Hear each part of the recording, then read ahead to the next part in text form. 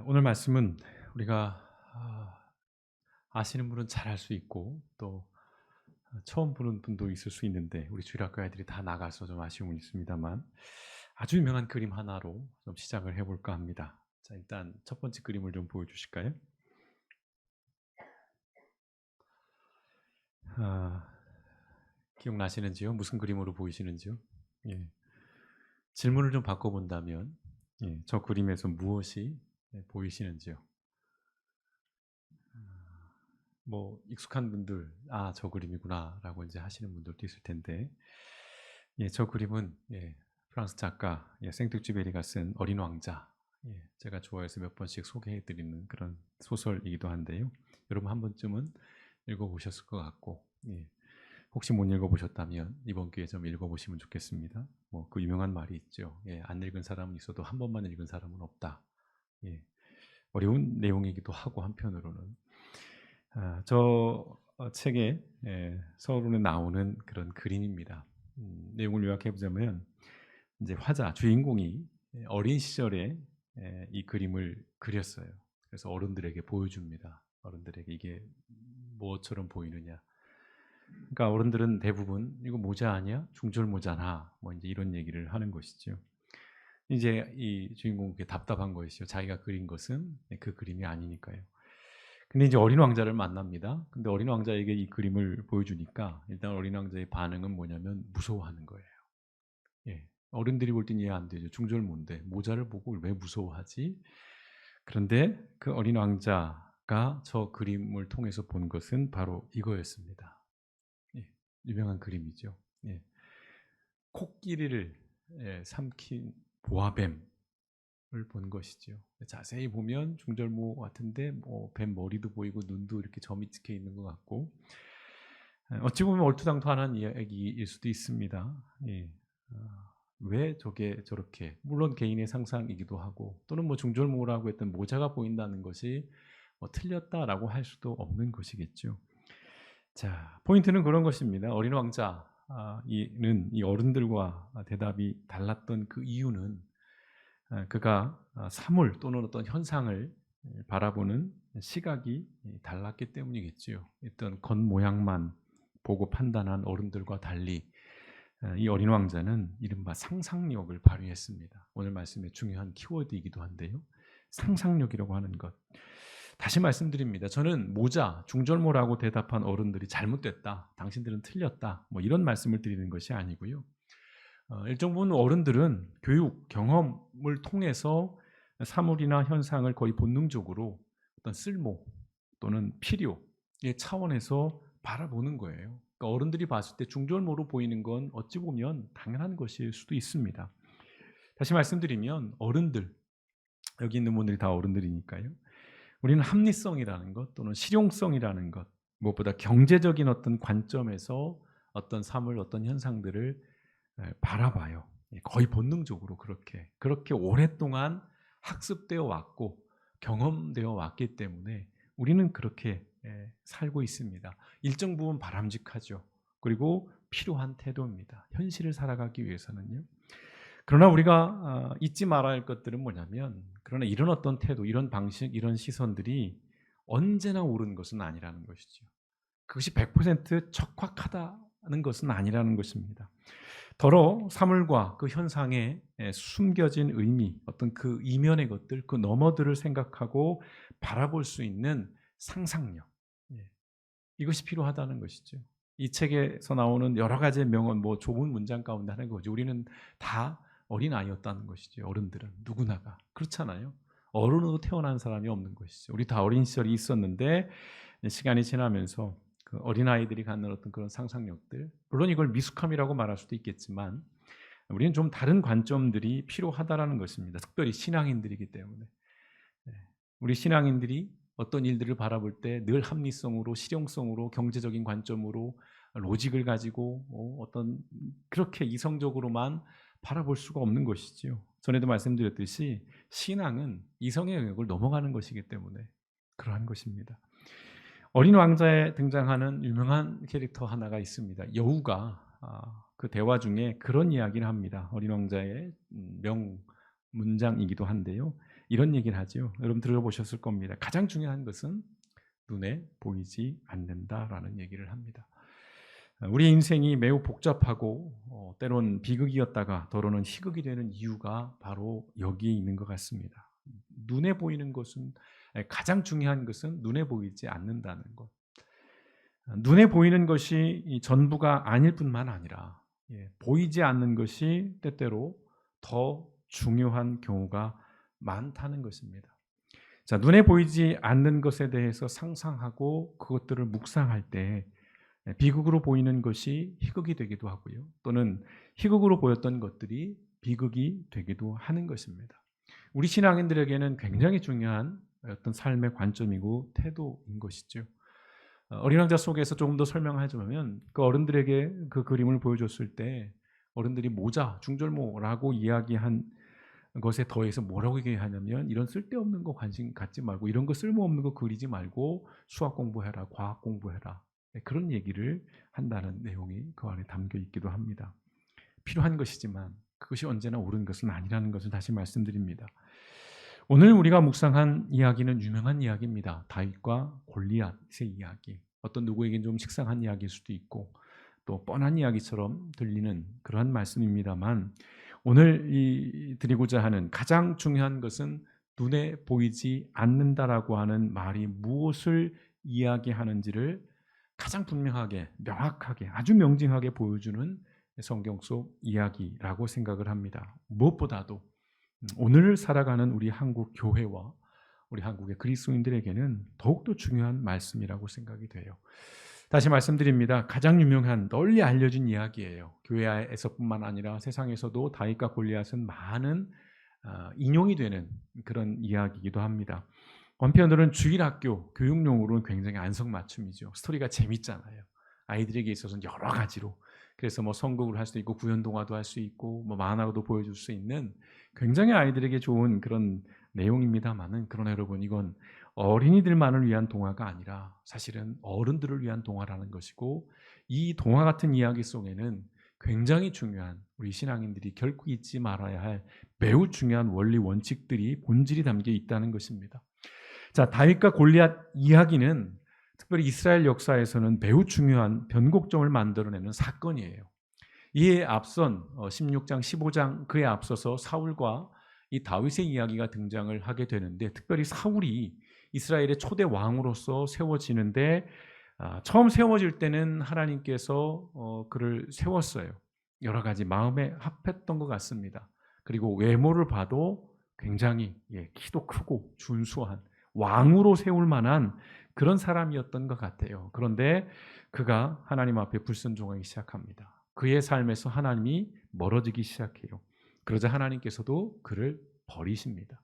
그래서 그 앞의 말씀들을 보면 반복적으로 하나님이 후회하고 계시다라는 표현들을 쓰고요. 하나님께서 이제 버리기로 작정했다는 말씀들을 합니다. 되게 무서운 말씀이죠. 슬픈 말씀이기도 하고요. 그런 과정 속에서 이 다윗과 골리앗 사건이 다윗이라고 하는 인물이 이제 차기의 어떤 권력을 갖게 되는 왕으로 세워지게 되는 매우 중요한 그런 모멘텀이 되는 그런 사건이에요. 역사적으로 보자면 자 이스라엘은요 당시에 에기해 지역이라고 하지요. 그 지중해 연안 가운데 해양 세력이었던 블레셋. 오늘 우리는 팔레스타인으로 이해를 하면 좀 더 빠를 것 같아요. 계속 지금 이스라엘과 분쟁을 하고 있는 이 족속이 있습니다. 근데 성경 속에서도 끊임없이 이스라엘과 충돌했고 이스라엘을 괴롭혔던 민족이 이 블레셋 민족입니다. 전혀 다른 민족은 아니고요. 뭐 사촌지가 아니죠. 이때 블레셋이 이제 이스라엘에게 전쟁을 걸어왔습니다. 오늘 말씀 속에서요. 근데 이번에는 골리앗이라고 하는 한 장수를 앞세웁니다. 키가 뭐 2.7m, 더러는 뭐 3m. 야, 그게 뭐 말이 돼. 역시 동화니까 그런가 보다 하는데 실존하는 인물입니다. 실제 그 지역에 고고학 발굴을 통해서 3m가 넘는 그런 유골들이 발견되고 특별히 여성이 유골인데 2m가 넘는 유골들이 나옵니다. 아마 그 시절 어떤 거인족이었을 것으로 추정을 하는데요. 일단 뭐 외모부터가 압도적입니다. 뿐만 아니라 당시에 청동기 어떤 문화 속에서 가장 정교하게 만들어졌던 이 블레셋 민족들이 그 무기를 잘 썼거든요. 이렇게 최신 무기 그리고 아주 갑옷, 철저한 갑옷으로 무장을 한 그런 하나의 장수를 앞세웁니다. 골리앗이 이제 이스라엘을 조롱합니다. 그리고 계속 도발을 해요. 근데 이게 그 당시의 싸움의 방식이었습니다. 고대 사회에서는 이른바 그 대장결투라고 하는 그런 전쟁 방식이 있습니다. 우리가 외국 영화들을 볼 때 유럽 중세 시대의 영화들을 보면 이렇게 들판 같은 데서 초원에서, 근데 그 영국 같은 경우 그런 싸움들을 좀 많이 하죠. 서로 대열을 만들어서 서로 마주보고 이렇게 싸우는 형식인데, 이 골리앗이 이 대장결투를 요구합니다. 한 명씩 나와 붙자는 거예요. 1대1로 싸움을 걸어옵니다. 근데 이때 이스라엘은 이 골리앗의 위세에 눌려서 두려워합니다. 꼼짝을 못하지요. 사울 왕도 마찬가지입니다. 사울 왕도 자기가 왕이에요. 리더임에도 불구하고 전전긍긍합니다. 아무도 나서지 못하는 그런 상황이었는데요. 이 대치가 40일간 계속이 됩니다. 40일쯤 될 때에 이제 사울은 부하들에게 3가지 포상을 제안합니다. 가장 흔한 방식이긴 합니다. 자, 골리앗을 물리치는 사람에게는 일단 많은 재물을 주겠다, 돈을 주겠다는 약속을 해요. 그리고 내 딸과 결혼을 시키겠다, 사위를 삼아주겠다 제안을 하고요. 그 다음에 3번째, 세금 면제해주겠다. 눈이 확 뜨이는 부분이잖아요. 세금 면제해주겠다. 이 3가지 당근책을 겁니다. 근데 아무도 나서지 않아요. 그리고 이 3가지 당근책 자체가 이 사울이 얼마나 비겁하고 또 얼마나 두려움을 느끼고 있는지, 무엇보다도 이 사울에게 하나님은 어디에도 없다는 것이죠. 오로지 세상적인 방식들, 당연히 이런 방식을 쓸 수는 있어요. 그러나 그가 하나님의 백성으로서, 하나님의 사람으로서, 하나님 나라를 이끌어가는 지도자로서의 처신으로 볼 때는 아주 형편없는 것이죠. 그 무렵에 이제 다윗이 아버지 이새의 명령으로 이제 참전 중인 형들, 3명의 형들이 여기에 참전을 하고 있는데, 가서 안부를, 생사를 확인해라 해서 이제 떡덩어리와 음료를 주고 이 다윗을 전장으로 보내죠. 이런 이제 상황을 현장에 와서 다윗이 봅니다. 서로 대열을 갖추고 골리앗이라고 하는 거대한 거인 앞에 나와서 이스라엘을 막 조롱하고 있고, 이스라엘 군인들은 두려움에 떨어서 쩔쩔매는 그 모습을 보면서 이렇게 말을 합니다. 사무엘상 17장 26절에 보시면 다윗이 한 말입니다. 그때 다윗이 곁에 선 사람들에게 물었다. 이 블레셋 거인을 죽여 더 이상 이스라엘을 모욕하지 못하게 하는 자는 어떤 대우를 받습니까? 이 말이 오해가 될 수 있어요. 그러니까 그 포상을 걸었던 거, 다윗이 지금 거기에 지금 눈이 멀어서 내가 이 포상을 좀 받아보겠다, 이것 확인하려는 말이 아니에요. 자, 이어지죠. 도대체 이방 블레셋 사람이 누군데 감히 살아계신 하나님의 군대를 모욕한단 말입니까? 라고 이야기를 합니다. 자, 다윗은요, 전체적인 맥락에서 이 포상을 걸었다는 것 자체를 부정적으로 봐요. 그 포상에 관심을 갖는 게 아닙니다. 핵심이 뭐냐면 이거예요. 살아계신 하나님의 군대를 모욕하는 겁니다. 이스라엘 군대가 아니에요. 하나님의 군대라는 겁니다. 다윗의 관점을 우리는 계속 따라갈 필요가 있어요. 자, 이 말을 들은 형들은 이제 다윗을 향해서 이 교만한 놈이라고 욕을 합니다. 이 완악하다. 네가 전쟁 구경이나 하러 왔냐, 이 철없는 놈. 이런 식으로 다윗을 비난합니다. 이 형들도 안목이 없는 거예요. 자, 그런 에피소드가 벌어지고 있다는 것을 다윗이 전해 듣습니다. 사울이요. 그래서 사울이 다윗을 부릅니다. 사울 앞에 선 다윗이 내가 이제 나가 싸우겠다라고 참전 의사를 밝혀요. 사울의 입장에서는 한편 기가 막혔을 것 같아요. 애송이잖아요. 아직 10대 목동입니다. 전쟁 군인도 아니에요. 훈련받은 적도 없는 사람입니다. 그런 하나의 아이가, 소년이 내가 나가 싸워보겠다 하니까 기가 막힌데, 문제는 사울이 허락을 하죠. 그러면서 어떻게 합니까? 다윗에게 자기 군복을 입혀줘요. 어찌 보면 굉장한 일입니다. 왕의 군복을 벗어주잖아요. 노툭으로 씌워주고 갑옷을 내어줍니다. 가장 좋은 것이겠죠. 사울의 입장에서는 당연한 거예요. 이 전쟁에서 당연히 군복을 입고 갑옷을 해야죠. 노툭으로 써야죠. 그리고 창을 들고 나가야 되는 거예요. 그에게는 가장 기본적인 행위였어요. 절차였고요. 그러나 여러분, 다윗은 군인이 아니었다는 것이죠. 전혀 군인과는 상관없는. 이 사울의 방식이 일반적으로는 맞아요. 옳은 것이에요. 그러나 다윗에게는 맞지 않았던 것이죠. 그래서 다윗이 이야기합니다. 나이가 안 맞습니다. 그래서 군복도 벗고 그리고 갑옷도 벗고 다 내려놓고 자신의 방식으로 전쟁에 임하죠. 그게 40절의 말씀입니다. 무엇을 어떤 방식으로 임하냐면 보시면 그리고서 그는 군복을 다 벗고 무기를 내려놓고 시냇가로 가서 매끄러운 돌 5개를 골라 그의 목양 주머니에 넣고 그가 양을 칠 때 사용하던 지팡이와 물매만 가지고 블레셋 거인 골리앗을 향해 나아갔다라고 이야기를 합니다. 그 유명한 물매입니다. 물매. 이걸 제가 이미지를 준비를 못해 죄송한데 우리가 생각에는 그게 뭐 대단한 것 같아? 그런데 당시 이 베냐민 지파 특히 사람들은 이 물매의 고수라고 불렸던 사람들인데요. 이 물매라는 것이 이 가죽 끈으로 해서 거기에 이제 돌멩이를 넣어서 돌려서 한쪽 끈을 풀어서 날려보내는 투석기 같은 것이죠. 근데 당시에 돌의 크기는 대략 테니스공 정도만한 작지 않습니다. 굉장히 큰 거고요. 그리고 이걸 잘 던지는 실력자들은 최소 시속이 160에서 길게는 250km까지 날아가는. 여러분 이건 굉장한 살상 무기예요. 우리 생각에 야 이거 정말 동화 같은 얘기니까 그 돌멩이 그 하나 맞아가 죽었대 이거 성경 역시 뻥이야 뭐 이렇게 접근할 게 아니라 굉장히 치명적인 무기였습니다. 그걸 능수능란하게 다뤘던 것이 다윗이었고요. 목동을 했으니까요. 들에서 양을 칠 때 일이나 늑대들, 사자들 뭐 이런 경우 이 자신이 양을 지키기 위해서 썼던 방법이었던 것이죠.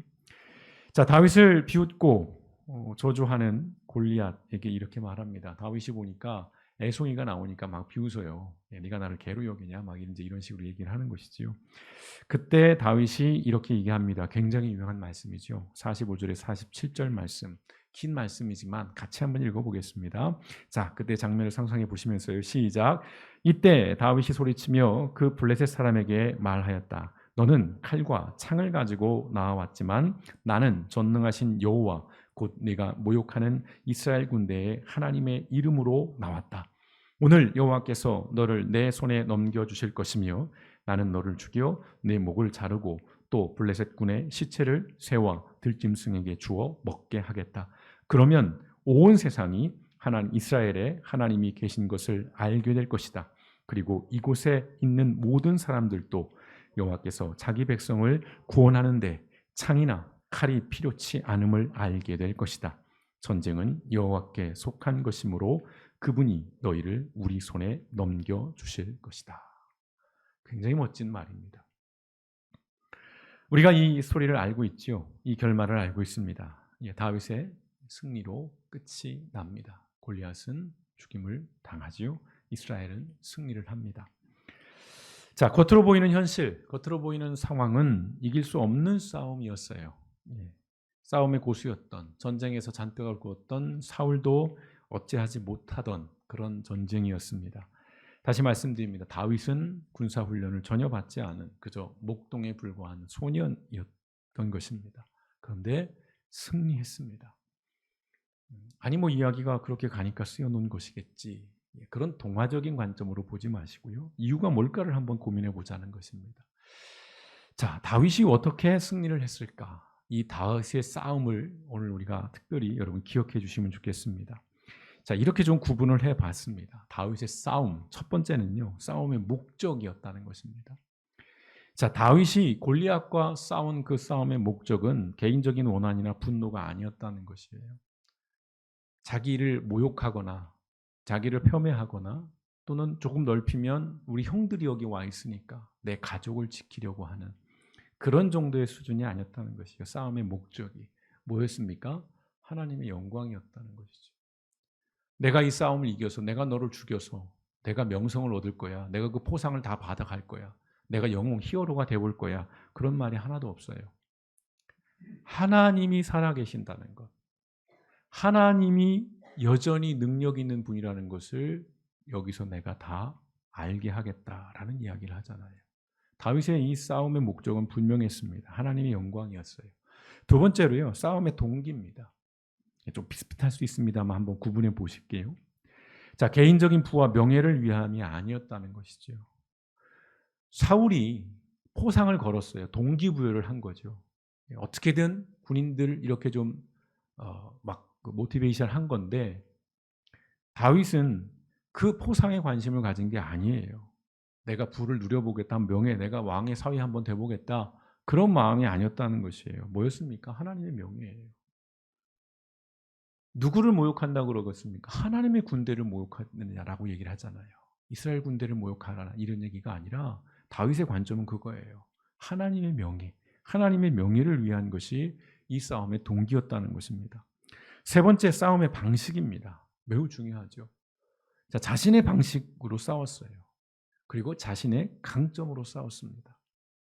갑옷을, 군복을, 투구를, 창을 들지 않았어요. 그것이 싸움의 기본이에요. 일반적으로는. 그러나 다윗에겐 맞지 않는 방식이었습니다. 그리고 자신의 강점 뭐예요? 평소에 자기가 익숙했던, 잘했던 것. 그걸 가지고 이 싸움을 전개했다는 것이죠.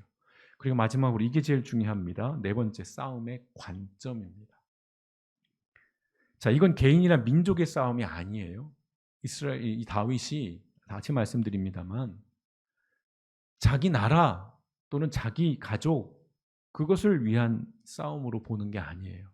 이 민족과의 어떤 그런 단순한 싸움으로 보지 않아요. 이건 하나님의 싸움이라는 겁니다.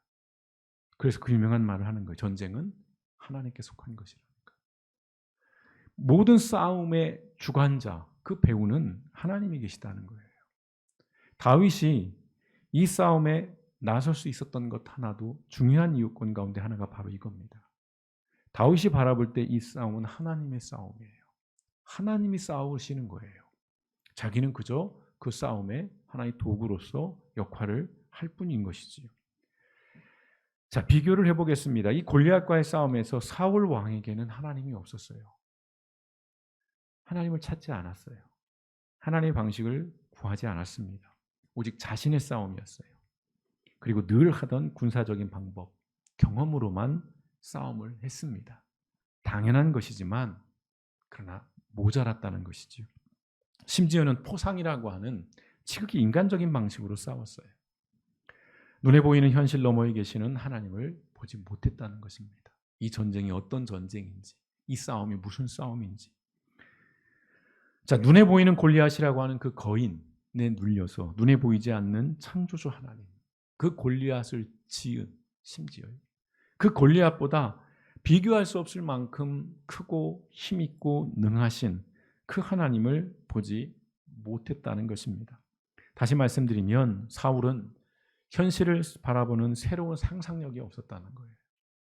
늘 하던 대로, 늘 습관대로, 그것이 특별히 자신의 방식으로, 자기중심적으로.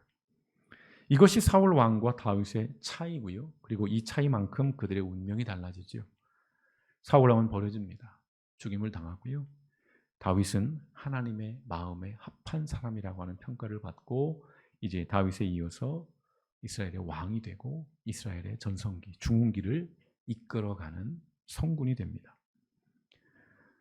오늘 이 다윗과 골리앗 이야기를 오랜 시간 제가 묵상을 했습니다. 모르는 이야기도 아니고 주일학교 때부터 정말 귀에 못이 박히도록 듣는 이야기를 몇 개월 전부터 계속 제 마음에 두었었어요. 개인적인 이야기를 하자면 이런 것입니다. 제가 목사로 살아가면서 종종 무기력할 때가 있습니다. 많이 있습니다. 제가 무슨 대형교회 목사도 아니고 제가 책임져야 할 그야말로 옛날식 표현으로 양떼가 그렇게 많지도 않은 이 조그만한 교회의 작은 교회 목사로 살아갑니다마는 그러나 더러 아주 무기력해질 때가 있어요. 일단은 제 스스로에게도 내가 어떻게 살아야 할까라는 생각들. 그리고 그걸 좀 넓혀보면 내 자신과 또한 내 주변에 있는 사람들과 세상들을 바라보면서 가장 먼저는 성도님 여러분들이죠. 고민을 하게 돼요. 그리고 현실적으로 어떤 거대한 벽 앞에 서 있는 느낌을 받을 때가 많이 있습니다. 내 믿음은 과연 의미가 있는가라는 그런 근원적인 고민도 하게 되고요. 또 목사로서 먼저는 우리 성도님들에게 그리고 좀 넓히면 어떤 지역사회나 또는 이 사회 속에서 어떤 긍정적인 영향을 줄 수 있을까? 개인적으로서의 그런 고민뿐만 아니라 교회 또는 그리스도인이라고 하는 좀 더 넓은 의미에서 그런 고민들을 하게 됩니다. 그래서 우리 길벗 교회가 넓게는 어떤 한국 교회가 우리 사회에서 선한 영향력을 발휘할 수 있을까? 그런 고민들을 하게 됩니다. 그런 고민을 하게 되는 지점들이 여러 가지가 있는데요. 민감한 말씀은 좀 제껴두고 요즘 신천지 이야기들이 굉장히 많이 들려집니다. 여러분들은 어떻게 듣고 계시는지는 모르겠어요. 그리고 요즘에 또다시 등장하고 있는 전통적인 이단 사이비 통일교가 다시 또 회자되고 있습니다. 이들이 점점 그 세를 넓혀가고 있어요. 무섭게 넓혀가고 있습니다. 저에게 보내는 편지나 유인물이 달라지고 있어요. 굉장히 당당해지고 있고요. 그리고 아주 고급져지고 있습니다. 매주 제가 편지를 받는다는 말씀을 드렸잖아요. 그리고 이들이 굉장히 지금 공개적으로 그 행보들을 보이고 있습니다. 이유는 다른 게 없어요. 이들이 권력과 결탁을 했습니다. 좀 민감한 말씀입니다만 현 정부와 권력의 비호를 받고 있어요. 목사님 또 어쩌려고 저런 얘기를 하나. 심각합니다, 여러분. 신천지가 대놓고 이렇게 활보할 수 있는 이유는 권력의 비호를 받고 있기 때문입니다. 또 저 목사가 어디 유튜브 이상한 거 보고 와가지고 얘기를 하는구나. 아니요. 궁금하시면 오세요. 실체를 보여드리겠습니다. 통일교도 마찬가지입니다. 통일교도 평화 서밋이니 이런 것들을 지금 열고 있어요. 굉장한 규모의 행사입니다. 외국의 유수의 지도자들이 참석을 하고 있어요. 근데 이들이 그것을 참석하는 이유들을 스스로 공개를 해요. 우리 돈으로 하던 거 정부 돈으로 하자는 거예요. 그리고 그걸 통해서 자기들이 포교 활동을 하겠다는 것입니다. 여러분 이름만 대면 알만한 그런 정치인들, 그런 어떤 유명인들이 여기에 얼굴 마담을 하고 있어요. 안타까운 일이죠. 또 굉장히 화가 나는 일이기도 합니다. 그런데 제가 신천지를 보고 화가 나고 어떤 통일교를 보고 화가 나는 게 아니라 우리는 정통교회라고 말하잖아요. 우리는 순수하고 우리는 바른 교회라고 말하는 이른바 정통교회들도 별반 다르지 않다는 거예요. 제가 화가 나고 제가 무기력해지는 이유 가운데 하나는 우리가 신천지를 그렇게 욕하고 비난하면서도 신천지와 결탁해 있는 이들을 우리가 지지해요. 그리고 우리도 그들과 손을 잡아요. 누가 누구를 비판하고 누가 누구를 욕할 수 있을까요?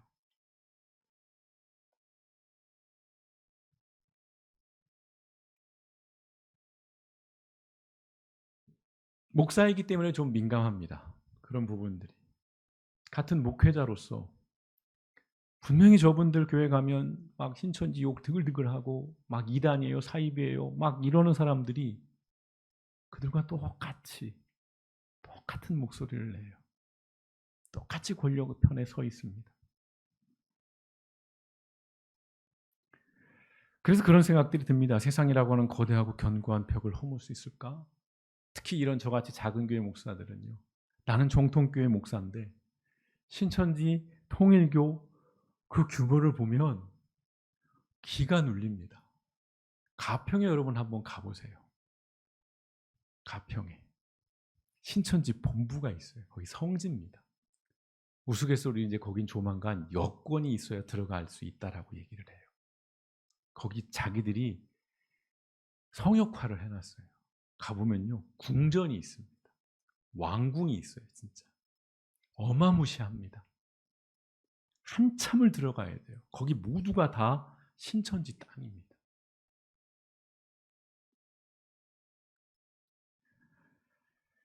이 상가 건물도 저는 못 벗어나서 늘 고민하고 있고 맨날 물 새는 거 저거 하나도 못하는 그 변변치 않은데 2단인데요. 가평을 삼켰어요. 가보십시오, 여러분. 입이 떡 벌어집니다. 금산을 가보세요. JMS가 거기 궁전 짓고 있어요. 침대 금맥기입니다. 금도금으로.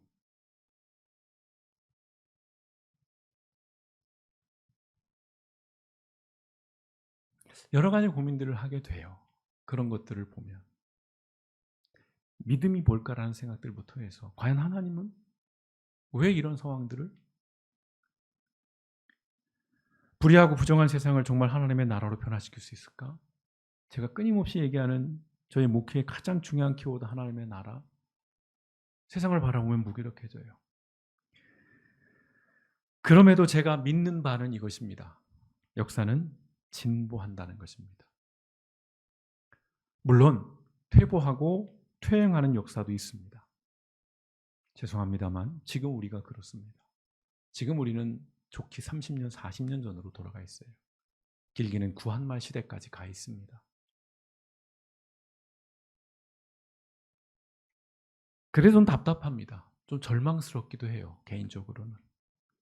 그러나 그럼에도 저는 역사는 진보한다고 굳게 믿고 있습니다. 퇴행하는 것처럼 보이는 역사조차도 진보해 가기 위한 비용이나 과정이라는 생각을 갖습니다. 우리는 자주 이 골리앗이라고 하는 거대한 세력이나 흐름 앞에 넘어지고 절망해요. 불가피한 현실이지만 여러분, 체념해서도 안 될 것입니다. 사실 오늘 말씀은 저에게 주는 격려고 위로의 말씀이기도 해요. 어둡고 절망적인 세상을 살아갈수록 우리는 역사를 주관하시는 하나님을 바라볼 수 있어야 한다는 것입니다. 눈에 보이는 암울한 현실이 아니라 그 현실 속에서 역사를 이끌어 가시는 하나님을 바라볼 수 있어야 한다는 것입니다. 이런 말이 있습니다. 잘 들어보십시오. 하나님께서 이스라엘을 애굽으로부터 나오게 하는 데는 단지 하룻밤이 걸렸지만, 6월절 기억하시죠? 하룻밤 만에 애굽에서 나왔어요. 그런데 애굽을 이스라엘에게서 나오게 하는 데에는 40년이 걸렸다. 상징적인 말씀이죠. 일주일이면 들어갈 수 있는 가나안 약속의 땅을 40년이나 돌게 하신 이유는 애굽이라고 하는 그 애굽의 문화, 그 애굽의 가치, 그 세계관, 거기에 쩔어 있던 그 애굽의 물을 빼는데 40년이 걸렸다는 거예요. 그러고 그들이 완전했을까요? 약속의 땅에 들어가서도 그들은 여전히 우상 숭배를 했고 여전히 불순종을 했어요. 어렵다는 얘기예요. 애굽으로에서 나오는 걸 하룻밤이면 될 수 있어요. 우리가 예수 믿는 거 순간일 수 있습니다. 아, 내가 믿습니다. 나는 크리스찬이에요 라고 할 수 있어요. 그런데 이전의 나의 습관들, 이전의 나의 어떠한 옛 관습들, 관성들, 그런 세계관, 그런 가치관들, 철학들을 밀어내는 데에는 40년만 걸릴까요? 이건 평생의 문제인 것이죠. 어렵다는 것입니다. 예수를 믿는다고 즉시로 우리가 하나님의 사람으로 살아갈 수는 없는 것입니다. 무엇보다도 세상이 언제나 낙관적인 것이 아니에요. 우리가 하나님 믿으니까, 하나님 살아계시니까 언제나 좋은 일이, 선한 일이, 옳은 일이, 그렇지 않다는 것이죠. 다시 말씀드립니다. 하나님의 사람으로 살아가는 일은 분명하게 말씀드립니다. 영적인 전쟁이에요. 그래서 우리는 이 다윗의 싸움을 기억해야 합니다. 여러분, 다윗이 어떤 목적을 가지고, 어떤 동기를 가지고, 어떤 방식으로, 어떤 관점에서 싸워 나갔는가를 우리는 기억했으면 좋겠습니다. 성도 여러분께서도 아마 현실에서 마주하는 골리앗들이 있을 거예요. 그게 사람일 수도 있습니다. 상황일 수도 있어요. 또는 어떤 감정일 수도 있습니다. 또는 어떤 단체일 수도 있어요. 또는 어떤 특정 무리일 수도 있습니다. 우리에게는 수많은 골리앗들이 존재합니다. 믿음을 가지고 살아가는 과정 속에서. 중요한 것은 그 골리앗과의 싸움의 목적, 동기, 방식, 관점이 무엇인가를 우리는 그때마다 진지하게 돌아봐야 한다는 것입니다.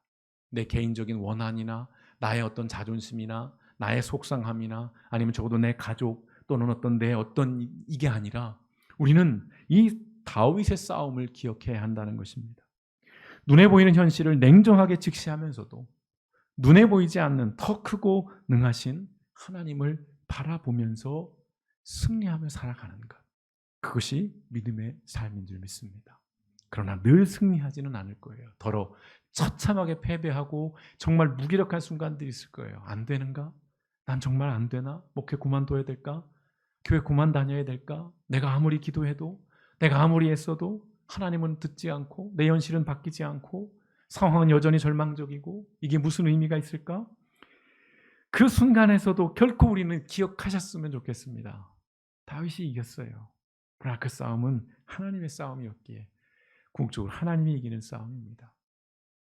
우리는 짧게 볼 수밖에 없잖아요. 통으로 보기가 어렵습니다. 그래서 우리는 자꾸 그 지경을 넓혀가야 하는 것인데, 바라기는 이 다윗과 골리앗의 이 동화 같은 이야기를 통해서 오늘 우리가 인생 속에서 수없이 마주하는 그 골리앗들로 인해서 더러 무기력해지고 더러 상심하고 더러 절망하고 그래서 분노도 생기고 여러 복잡한 마음들이 있을 때마다 하나님께서 이 싸움 가운데 함께 하신다는 것, 그리고 결국 그 하나님께서 모든 것들을 바르게 해주실 것이라고 하는 그 믿음을 붙잡고 오늘 내가 살아가는 내 삶의 자리에서 작은 승리들, 또 내가 싸워내야 할 나의 싸움들, 곧 하나님의 싸움들을 믿음으로 싸워내시는 저 여러분, 우리 길벗교회 모든 성도 되시기를 주님의 이름으로 축원드립니다. 함께 기도하시겠습니다.